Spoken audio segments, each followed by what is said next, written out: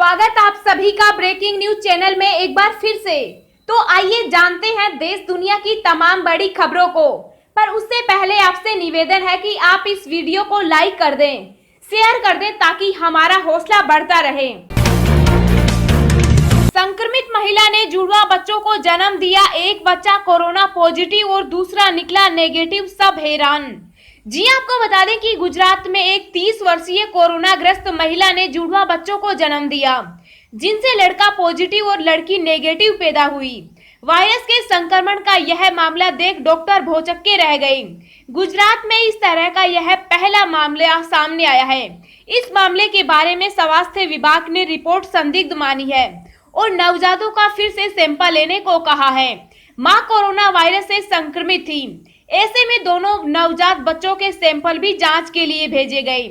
जब उन नवजातों की रिपोर्ट आई तो डॉक्टर चौंक गए, क्योंकि जुड़वा बच्चों में से एक लड़के की रिपोर्ट पॉजिटिव और लड़की की रिपोर्ट नेगेटिव आई।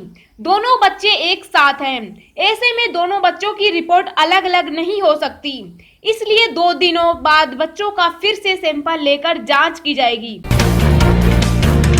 देश में कोरोना संक्रमित मरीजों का आंकड़ा 1,09,998 के पार, अब तक 3,357 की मौत। जी आपको बता दें कि देश और दुनिया में कोरोना के केस लगातार बढ़ते ही जा रहे हैं। ताजा आंकड़ों के मुताबिक देश में अब तक 1,09,998 संक्रमण के मामले सामने आ चुके हैं। एक्टिव केस 63,845 हैं, जिसमें से अभी तक 3,357 लोग अपनी जान गंवा चुके।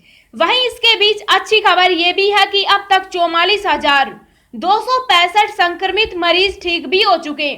दुनिया भर में कोरोना वायरस की वजह से कुल 3,28,023 लोगों की जान जा चुकी है, जबकि वायरस से संक्रमित लोगों की संख्या 49,26,073 हो गई है। इनमें एक्टिव केस 29,27,048 हैं और खुशी की बात यह है कि अब तक 18,124 लोग ठीक हो चुके हैं। WHO में खिंचाई के बाद चीन ने दुनिया को कोरोना से बचाने के लिए किए 2 बड़े ऐलान। जी आपको बता दें कि कोरोना वायरस को लेकर चीन पूरी दुनिया के निशाने पर है। अमेरिकी राष्ट्रपति डोनाल्ड ट्रंप के तीखे तेवर के बाद महामारी फैलाने के आरोपों के बीच चीन की भूमिका को लेकर 73वीं वर्ल्ड हेल्थ असेंबली में एक ड्राफ्ट प्रस्ताव पेश किया गया। इस मुद्दे पर WHO की भूमिका की भी अब जांच होगी। WHO के सदस्य देश इस वैश्विक संकट के प्रति संयुक्त राष्ट्र की इस एजेंसी की जवाबी कार्रवाई की स्वतंत्र जांच पर सहमत हो गए। इस प्रस्ताव को पेश करने वालों में भारत के अलावा Australia, Bangladesh, Bhutan, Canada, New Zealand, सऊदी अरब, अफ्रीकी समूह और उसके सदस्य देश, यूरोपीय संघ और उसके सदस्य देश समेत 100 से ज्यादा देशों के नाम हैं। WHO की वार्षिक सभा में हिस्सा ले रहे देशों ने इस संकट के प्रति संयुक्त जवाबी कार्रवाई की अपील करते हुए आम सहमति से एक प्रस्ताव पारित किया। इस बीच सम्मेलन में चीन का बचाव करते हुए चीनी राष्ट्रपति शी जिनपिंग ने कहा कि चीन ने इस पूरे मामले में पारदर्शिता और जिम्मेदारी के साथ काम किया है। शी जिनपिंग ने अपनी सफाई में कहा कि हमने विश्व स्वास्थ्य संगठन और संबंधित देशों को समय पर सारी जानकारी दी थी। इस दौरान दुनिया को कोरोना वायरस से राहत देने को चीन ने 2 बड़े फैसले का ऐलान किया है। शी जिनपिंग ने कहा कि कोरोना पर काबू पा लेने के बाद चीन किसी भी जांच का समर्थन करता है, जिसका भारत ने भी समर्थन किया। मीडिया रिपोर्ट के मुताबिक शी जिनपिंग ने कहा कि चीन की ओर से तैयार की जाने वाली कोरोना वैक्सीन पूरी दुनिया के लोगों के लिए उपलब्ध होगी। उन्होंने कहा कि कोरोना वायरस के खिलाफ लड़ाई में चीन $2 बिलियन की आर्थिक सहायता देगा, खासकर विकासशील देशों में कोरोना के खिलाफ लड़ाई के लिए। ये पैसे अगले 2 साल के दौरान दिए जाएंगे। चीन ने दावा किया कि वह कोरोना संकट को लेकर हमेशा पारदर्शी रहा है।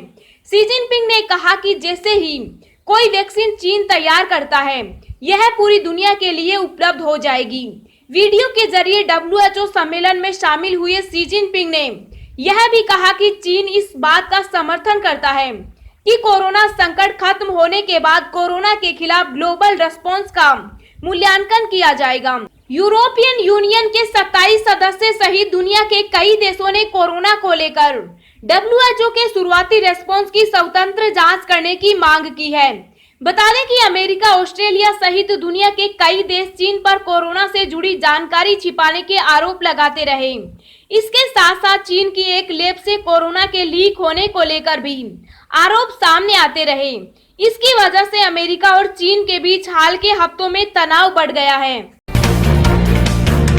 विदेश से लौटेंगे 2000 प्रवासी राजस्थानी। अब हर यात्री को 14 दिन रखा जाएगा क्वारंटीन। शहर के चुनिंदा होटल्स को किया गया चिन्हित। जी आपको बता दें कि विदेशों में फंसे प्रवासी राजस्थानी 22 मई से जयपुर पहुंचना शुरू होंगे। 22 मई से 1 जून तक कुल 13 फ्लाइट जयपुर आएंगी, जिनमें करीब 2000 प्रवासी राजस्थानी लौटेंगे। किस तरह की एयरपोर्ट पर व्यवस्था रहेगी और कैसे संक्रमण से मुक्त प्रवासी राजस्थानी होंगे, इस बार 22 मई से जब जयपुर एयरपोर्ट फ्लाइट संचालन के लिए शुरू होगा, तब मेडिकल स्क्रीनिंग की व्यवस्था पहले से कहीं ज्यादा पुख्ता होगी। अब एयरपोर्ट पर मेडिकल स्क्रीनिंग की व्यवस्था अधिक सतर्कता से की जाएगी। 13 फ्लाइट्स आएंगी जयपुर। 22 मई को लंदन से पहली फ्लाइट दोपहर 1:40 बजे जयपुर पहुंचेगी। इसमें करीब 150 प्रवासी राजस्थानी जयपुर आएंगे। इसके बाद 1 जून तक कुल 13 फ्लाइट से करीब 2000 प्रवासी राजस्थानी विदेशों से जयपुर लौटेंगे। ब्रिटेन, कनाडा, रूस, कजाकिस्तान, फिलीपींस, किर्गिस्तान, जॉर्जिया आदि देशों से प्रवासी राजस्थानी जयपुर आएंगे। एयरपोर्ट पर विमान से उतरते ही यात्रियों की सुरक्षा घेरे में ले लिया जाएगा। सभी यात्रियों की पहुंचते ही थर्मल स्क्रीनिंग की जाएगी। जिन यात्रियों में कोरोना वायरस के संभावित लक्षण दिखाई देंगे, उन्हें तुरंत ही अलग करते हुए डेडिकेटेड कोविड-19 केयर सेंटर ले जाया जाएगा। बचे हुए यात्री को 20-20 ग्रुप में रखते हुए थर्मल स्क्रीनिंग और अन्य जांच की जाएगी। यात्रियों के सेल्फ डिक्लेरेशन फॉर्म के आधार पर उनका मेडिकल चेकअप किया जाएगा। थर्मल स्क्रीनिंग के बाद यात्रियों को आरोग्य सेतु ऐप और राज कोविड इनोफ ऐप डाउनलोड करने को कहा जाएगा। पाकिस्तान चीन की आएगी सामत। उत्तर और पश्चिमी सीमा क्षेत्र में 450 लड़ाकू विमान तैनात करेगी वायुसेना। जी आपको बता दें कि देश के उत्तर और पश्चिमी सीमा क्षेत्रों में दुश्मनों से रक्षा के लिए भारतीय वायुसेना भविष्य में बड़े कदम उठाने के लिए काम कर रही है। भारतीय वायुसेना प्रमुख RKS भदौरिया ने जानकारी दी कि वायुसेना भविष्य में देश के उत्तर और पश्चिमी सीमा क्षेत्रों में तैनाती के लिए 450 लड़ाकू विमान की खरीद करेगी। इसमें 36 राफेल भी शामिल होंगे। भारतीय वायुसेना के इस कदम से पाकिस्तान और चीन को भारत पर निगाह डालने से पहले कई बार सोचना पड़ेगा। भारतीय वायुसेना की ओर से खरीदे जा रहे इन 450 लड़ाकू विमानों में 36 Rafale, 114 multi role fighter aircraft और 200 से अधिक प्रकार के हल्के लड़ाकू विमान शामिल हैं। अब हम आपको अगले 24 घंटों के संभावित मौसम पूर्वानुमान के बारे में बता रहे हैं। अगले 24 घंटों के दौरान तटीय ओडिशा और गंगीय पश्चिम बंगाल में हल्की से मध्यम बारिश की उम्मीद है। ओडिशा, पश्चिम बंगाल के तटों से सटे समुद्री क्षेत्रों तथा उत्तरी तमिलनाडु के तटीय भागों पर बंगाल की खाड़ी में उथल-पुथल मची रहेगी। केरल और तटीय कर्नाटक में बारिश की गतिविधियां कम हो जाएंगी, लेकिन कुछ स्थानों पर मध्यम से तेज बौछारें जारी रहेंगी।